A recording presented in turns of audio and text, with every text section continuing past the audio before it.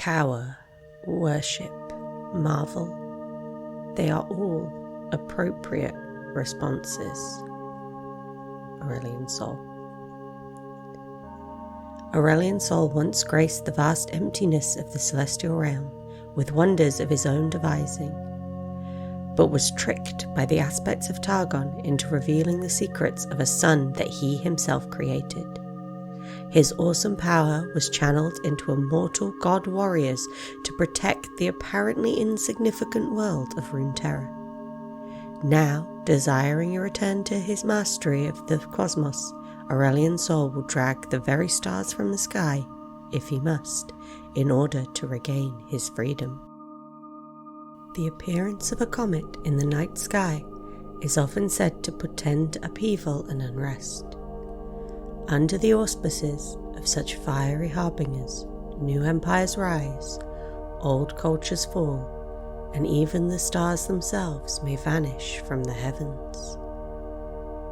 The truth is, perhaps, more unsettling. The almighty being known as Aurelion Sol was already ancient before the rise of the mortal races of Runeterra. Born in the first breath of creation, he and those like him roamed the vast nothingness of a pristine celestial realm, seeking to fill this canvas of incalculable breadth with marvels whose twinkling spectra would bring fulfillment and delight to all who witnessed them. As he wandered, Aurelion Sol seldom encountered any equals. The eternal aspects were dispassionate and incurious things, contributing little to existence, content only to compose amusingly self-centered philosophies on the nature of creation. But then, bathed in the light of a fairly unremarkable sun he had crafted eons earlier, he discovered something. A world. New realms. He did not know who had created this world, or why, only that it had not been him. The aspects, who seemed unusually invested in it, implored him to come closer. There was life here, and magic, and fledgling civilizations that cried out for guidance from beings greater than themselves.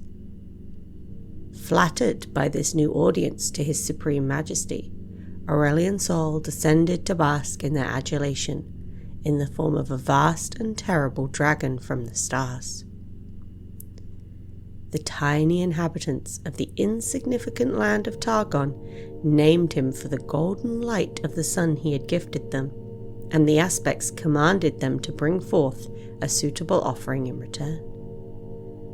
The mortals climbed to the peak of their tallest mountain and presented him with a splendorous crown, crafted with careful and cunning magic, and etched with the inscrutable patterns of the celestial realm.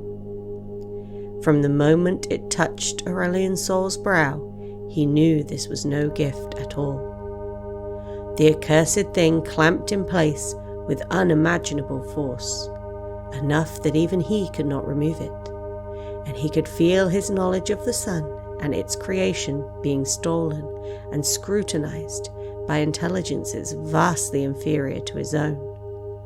Worse still, the power of the crown held him back into the heavens and prevented him from getting any closer to that world again. Instead, he was forced to watch as the duplicitous aspects of Targon set the mortals to work in the construction of a great, gleaming disk. With this, they channeled his celestial power to raise up immortal god warriors for some unknown conflict that was apparently still to come.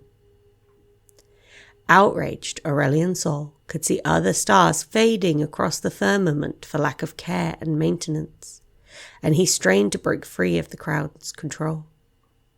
It was he who had birthed their light into the universe. Why must he be shackled, now, by the aspects and their lowly pawns? He roared with glee when the sun disk failed, only to see a second, more powerful one take its place. Eventually, resigned to his fate, he saw the god warriors cast down their rivals, then chittering creatures of pure darkness, and eventually each other. Then, in little more than the blink of a star dragon's eye, the world was ravaged by a succession of sorcerous catastrophes, and Aurelion Sol finally knew that Targon and the hated aspects were all but defenseless. As he cautiously circled back, he realized the magic that bound him was weakening. Flecks of gold began to fall from his crown, each one blazing across the skies like a comet. Driven by the tantalizing possibilities of freedom and revenge, Aurelion Sol now regards Runeterra with simmering, eternal fury. Surely it is here, upon this world, that the cosmic balance will tip in his favour once more, and with it, the universe itself shall bear witness to the fate of those who dare steal the power of a star forger.